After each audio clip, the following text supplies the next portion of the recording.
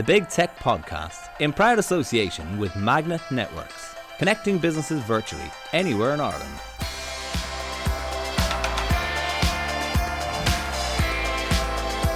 Hello and you're welcome to the Big Tech Show with me, Adrian Weckler, the tech editor of the Irish and Sunday Independent, and thank you to Magnet Networks for sponsoring this podcast. This week we're going to talk about voice recognition and Amazon Alexa and Google and Microsoft and all companies in between, and we're joined by a real expert in the field. Brett Kinsella is the chief executive and founder of VoiceBot AI. VoiceBot AI, the leading source of research data analysis related to the voice and AI industries. And he was named Commentator of the Year by the Alexa Conference in 2019. Congratulations, Brett. Thank you very much. Brett, we're going to want to chat through a few things in relation to voice recognition. One that caught my eye on your site, Levi's have a new denim smart jacket with Google's Project Jacquard technology. How does that work? Well, we actually just published that today. Essentially what we're talking about smart clothing or any type of smart wearable device is this idea that you can interface with technology, the digital technology and services that we've all become accustomed to by simply speaking. Mm-hmm. So this idea that it'd be hands-free, eyes-free, that one you can sort of tap on the wrist and you can get information. There's other smart clothing which you can actually give a voice command or tap a button and you can change the temperature. It'll warm you up or cool you down. So there's a lot of smart devices out there. And I think that when we look at something like Google Assistant or Amazon Alexa, Apple Siri being integrated into something, what we're doing is we're thinking about two things. One is there a way to interface with the technology without having to touch and look? Right. So it's something very natural. We can just speak. It's instantaneous. And the second thing is by doing that, by introducing voice into the interface, can we do much, much more than we would otherwise? Because if you think about it on your smartphone or on your watch, you can only do what the developer allows you to do. They put buttons there, touch, swipe, different types of transactions or different types of movements that you can do. Unless the developer has conceived of it, you cannot do it. When you get to voice, it enables you to break down those boundaries. You can do things much, much more, or you can do many, many more things that maybe the developers never conceived of. I mean, I'm old enough to remember things like Motorola had a partnership with a ski jacket firm about 15 years ago, before it even had a camera in its phones, and the idea was that you put Bluetooth speakers in the hood of the ski jacket. I actually still have that ski jacket. But with this one here in particular, I think they call it the trucker jacket, and this is kind of a half step in that direction, I think, because it uses something called fiber electronics, which contain a small electric tag. Or rather, there is a tag alongside these special fibers, and these are conductive fibers built into the sleeve, and the tag connects by Bluetooth to your Android smartphone. And there are 4 different gestures, apparently: brushing in, brushing out, double tapping, and covering the area. And supposedly you can do this to do things like take a photo or control your music. But you spoke of something a minute ago where you can actually use your voice to warm yourself up or cool yourself down. Well, that's not this one, but I was just thinking more broadly about smart apparel and these jackets that we've done, or these jackets that we've seen over the last couple of years that have integrated these other types of capabilities that you wouldn't necessarily expect. I mean, I can imagine a situation if I'm out and I want to impress somebody and I don't want to be foostering around with a jacket because it kind of looks awkward, and I see somebody I like across a bar and I say something like, jacket turn red, or jacket turn red slowly, or something like that, and I give it a voice control. But I'm obviously, when you say this to somebody, the first thing they're going to think is, well, when would I want that? When would I ever? What use would I have for that? Well, and as you said, in the bar, obviously. So there's always a use case. Now, I would say that we see a lot of really interesting products coming out. In the voice space where we focus more often is we see a lot of people adding voice as a novelty aspect to some other things. And then we see other aspects where voice is really central to the capability. So if you think about things that people are doing in the car, it's a central activity. If you think about the smart speaker, even to a great extent today around smart TVs, but nobody really questions those.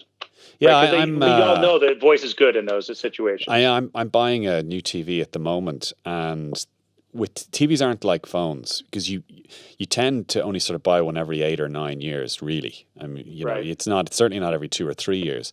And that whole voice recognition adoption has completely come in since I bought a TV. And I'm now looking at all but the most budget TVs have, either Alexa built in or some other voice recognition system built in. And it's fantastic. It really is. So a lot of people underestimate like how great it is to have voice control to do something like media search, right? So we have the one thing where you could turn the device on or off. Okay, that's a convenience. We like that. But for the most part, you walk into a room, you turn it on, you turn it off. It's not that big of a deal. But when you start thinking about like trying to go through search for something to watch, everybody has struggled through with smart TVs the way that you have to type things in, even harder than like on a phone, God, right? I hate that with a remote control. You mean? It's just horrible, it's right? terrible. I mean, it's like one letter at a time. Yeah. There's no way to make it faster. And like I've had a voice remote for a couple of years from my television provider, and I never look at anything. All I do is speak into the device, and it goes right to what I want. And it'll surface things you didn't know were on. You could ask for certain types of sports or movies or genres, or you can even ask for an actor, and it'll show you all of the available movies you could watch right then with that actor. And it'll tell you what service it's on. Is it on a free television service? Is it on your Netflix account? Is it a paid option that you could download? And sometimes it'll have more than one option. You're like, oh, I could do the paid, but I'm already paying for Netflix and I can watch it for free. So the media in particular, if we think about music and television, another type of visual media, has been a great application for voice because it's really complex search. So if you think about voice in particular, it's excellent at complex input and simple output. So in this case, I have this complex search. I might have to say the name of a movie, and movies are tough because a lot of times there's several movies with the same name or several versions of the movie and those types of things. So you can actually say what you want or the type of movie you want, and then the output is simple. It just gives you a selection, or it gives you 2 or 3 selections, and you just pick it. And so voice is really exceptional for that use case. It's good for other use cases too, but this is an excellent one. Well, one of those other use cases is doorbells. Amazon's Ring doorbell, for example. And now it looks like that we're going to get a real heightened sense of functionality there with doorbell concierge, aren't we? Yes, that is one of the more important developments in the last couple of years in all of AI. Tell us what it is. Okay, so Ring Doorbell Concierge so first of all, you have to understand what a video doorbell is, right? So video doorbells are very popular now, where somebody will come up and there'll be a video feed, and then you can watch on your phone or sometimes on your television who's at the door. And this is really convenient sometimes, particularly if you're not at home. You can see who's at the door, and you can even, in many cases, communicate with them. So, for example, if someone's dropping off a package, they ring the doorbell, you pull up your phone, you might be across town, you say, you could just leave the package there. Or, no, I know I need to be there to sign it, I'll come pick it up, whatever, right? So the video doorbell has been useful. However, you're not always available. And maybe sometimes you don't want to engage with the person who's at the door. So now the Ring Doorbell Concierge, which will roll out in the first half of next year, will actually have a conversation with the person who comes to the door on your behalf. So this is Alexa. People are familiar with Amazon's Alexa assistant. And it will ask questions. What can I help you with? If it's a delivery, it might give the delivery person instructions about where to leave the package because it knows that. If it's somebody else, it very often will ask them if they can take a message, if they can leave information for them. And it's really a fairly simple transaction, but it's very complex. Simple for humans, complex for for computers, because you have to navigate this back and forth conversation. You have to know the type of information that the homeowner needs in order to get back in touch with the person. So, for example, they just say, "Hey, Adrian stopped by." Okay, Adrian who, right? And Adrian, could you leave your number so that we could get back to you? And then a text message will automatically go to the homeowner. And so it has to be smart enough to fill in all those gaps. What if the homeowner says, "Did Adrian sound angry?" It won't do that yet, but it will soon. Amazon hasn't announced anything along those lines. This is being done today. You think about sentiment analysis. Well, this is Amazon.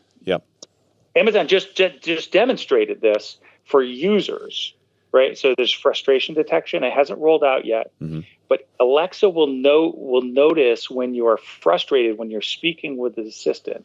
And it will modify its tone. It'll apologize for not understanding you. And so I expect to see that in all of Amazon's products very soon.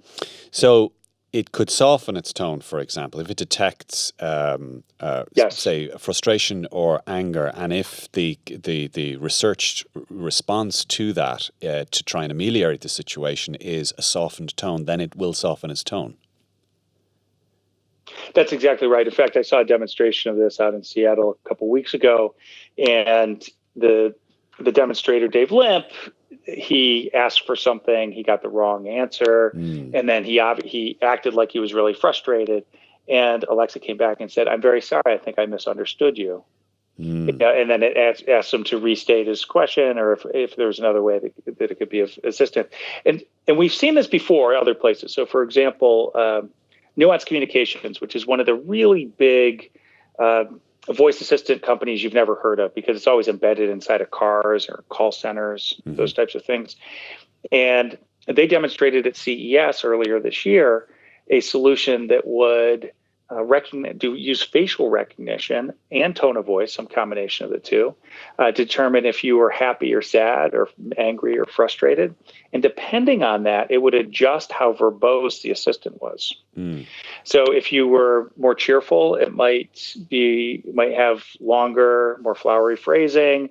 It might actually say something that might be a little fun or humorous.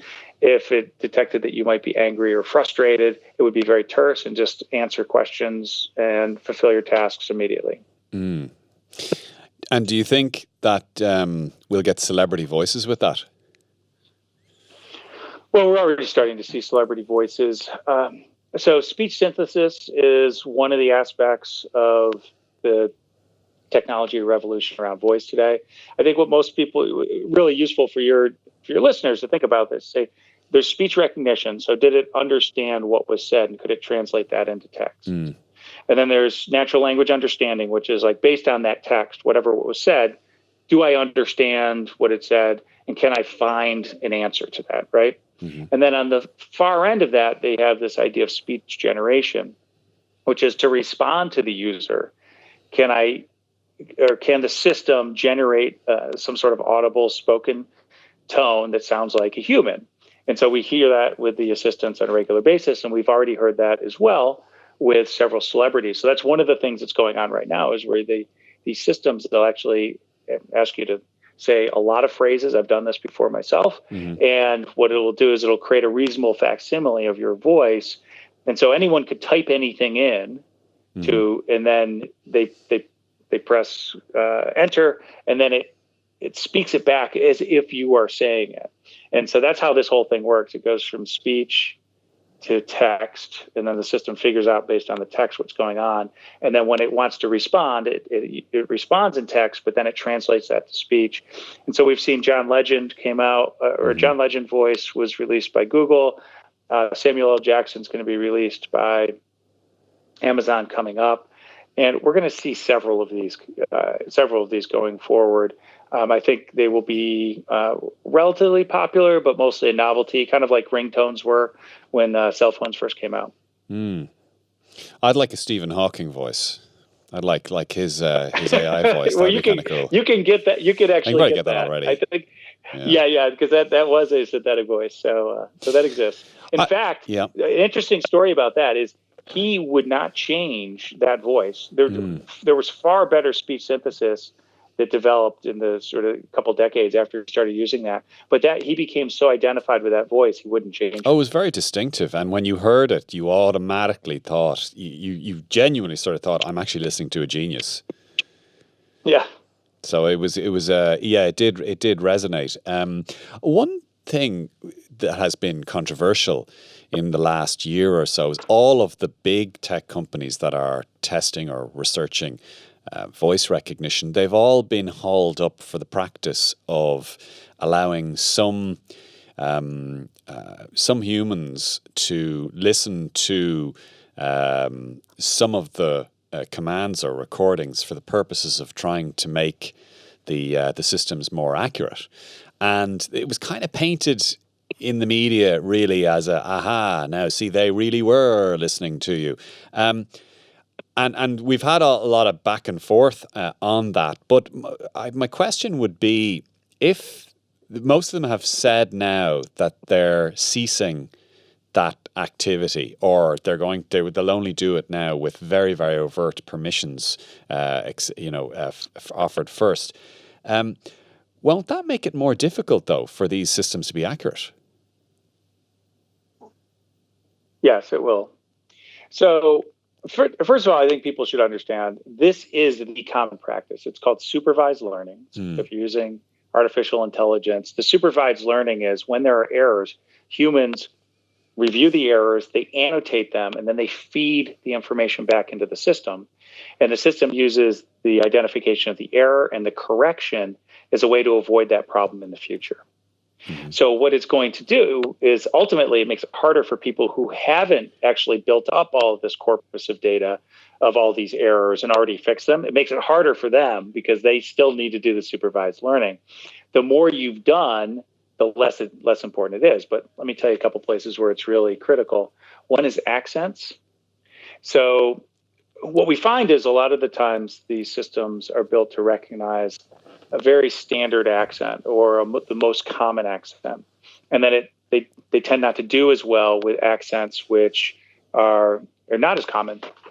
And that frustrates people. And that can have both ethnic and socioeconomic implications to it. And so that's one of the big things that they do in order to make the voice assistants functional for everyone. Another thing is a lot of new terms come into the vernacular from time to time. We see this all the time working in tech. Things then they go mainstream, but there's no dictionary for that in the assistant because they're always backward looking. So the question is then how do they understand new terminology and what that means and those types of things. So what we've seen, and I've done a lot of research on this, I've got a lot of consumer surveys out there, is that the number one concern that consumers have or the number one complaint they have is when the assistants don't understand them properly. And the way they become understood properly is through these review processes. And unfortunately, humans are the only way to do that right now. And this is the way it's been done for years in call centers. But I think maybe some people didn't think it was being done in this space because they weren't really familiar with how the technology works. Well, it's that, and also it's just too sexy a story, the idea that like Facebook in particular might somehow in a very marginal way be listening to you, quote unquote secretly. It's too hot a story.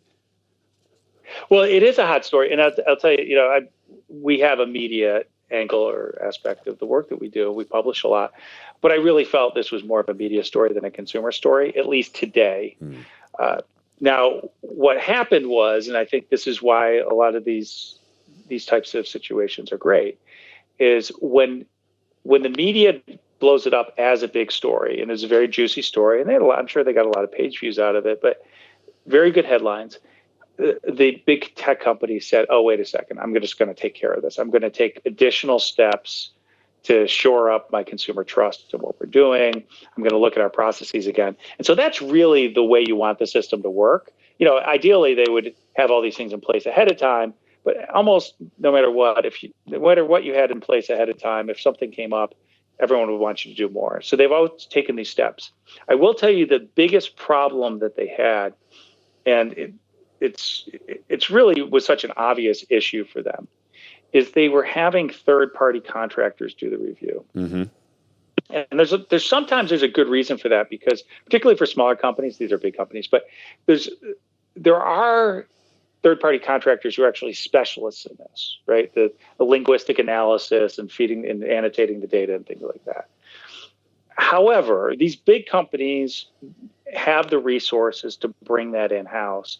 And what happens is when they delegate the responsibility for this annotation to a third party, they've broken the chain of responsibility and ownership over that data.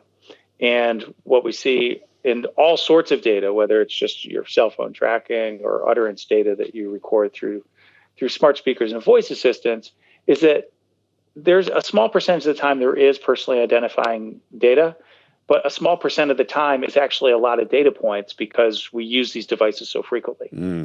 And that meant this personally identifying data, maybe embarrassing data, is getting heard by this company that nobody knows. I have a relationship with Amazon. I have a relationship with Apple. I have a relationship maybe with Facebook or Google. And I put some level of trust in them about how they store my data. But I don't have any idea whether I should trust who they hand it off to. And I had no idea they are handing it off to somebody else. And so that is really the issue. And so what you see is when, like, Apple says they're bringing it in-house, or they're shutting down the program, or they're telling people, Amazon's telling people they can opt out. That is the sort of the first step to sort of reestablish trust and control over the process. Yeah, we saw it here in Ireland. Apple has a huge facility down in Cork in the south of the country, and they got hit in exactly the same way as Amazon and Facebook and Google did, and essentially the company that they were using as contractors essentially ended up laying those people off. Now, I think Apple was suggesting that they were actually going to take a lot of those people on themselves subsequent because they still need to do that work. Just for listeners who, just as a reminder, you're listening to The Big Tech Show with me, Adrian Weckler. I have Brett Kinsella, the CEO and founder of VoiceBot.ai, and thank you to Magnet Networks for sponsoring this show. Brett, one of the things that occurs to me with voice recognition, because I use a transcription service called Otter.ai to transcribe interviews, and it's generally quite good. And this is a thing that journalists in particular have been looking for many years. But it does strike me that we're getting closer, in theory anyway, and actually in practice, to the Holy Grail, the Star Trek Universal Translator. Yeah, I think we are getting very close to that, actually. And so we're seeing that. We'll see more of this coming up in about a week. Google's going to announce their next round of Pixel Buds and the updated Pixel. And there's going to be some more real-time translation capabilities in there. I was at Microsoft. I should say I was at Microsoft's event last week in New York when they announced all those new Surface devices, and I had a chance to try those Surface earbuds. Very expensive, very big and chunky, but the audio quality is pretty good. But one of the I suppose if there is a wow factor to them, it's this promise that they can translate or that they can transcribe in 65 different languages as you're talking.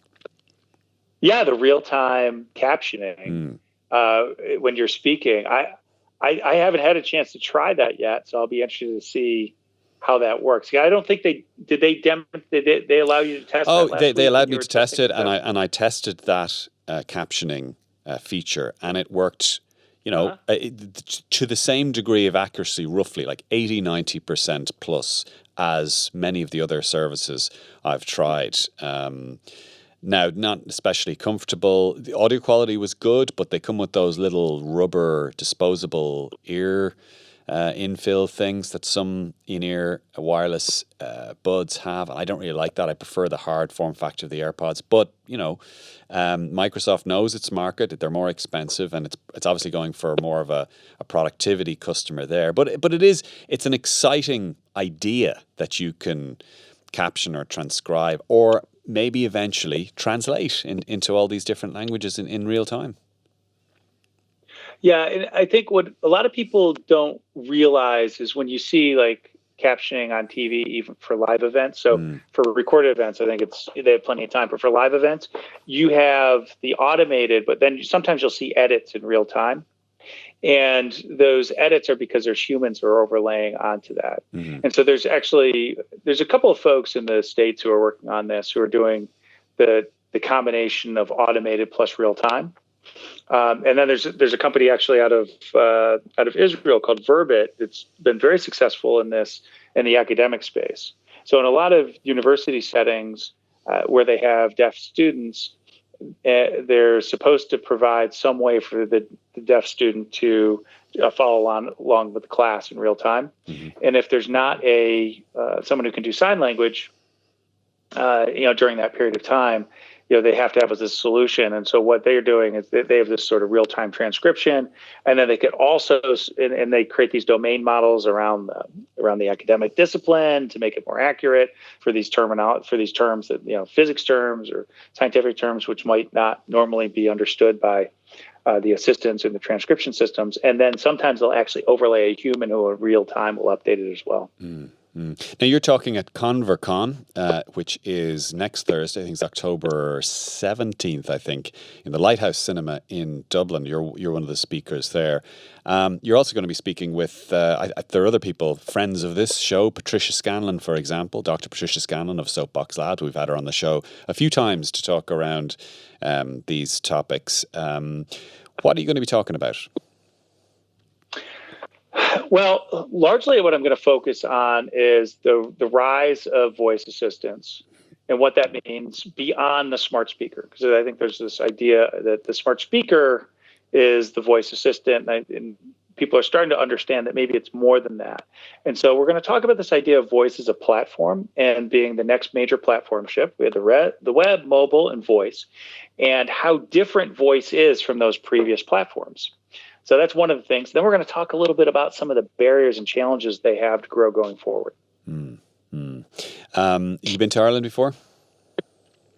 I have a few times. Kinsella is a good Irish name. Yeah. The family is from Wexford, and from Gorey in particular, and that would have been 1888 that my great-great-grandfather came over.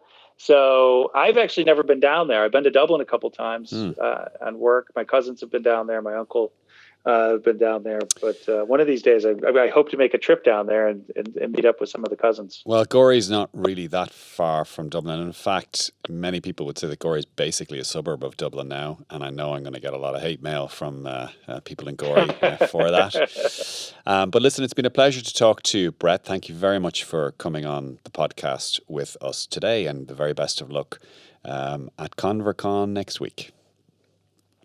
Adrian, it was my pleasure talking to you. I hope a lot of people are able to make it out to ConverCon, and if they get a chance to, if they don't get a chance to come, a lot of the stuff that we're going to be talking about there, we'll have at voicebot.ai online, so they'll be able to read all about it.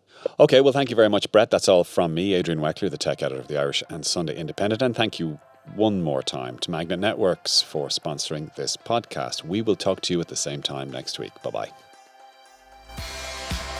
The Big Tech Podcast, in proud association with Magnet Networks, connecting businesses virtually anywhere in Ireland.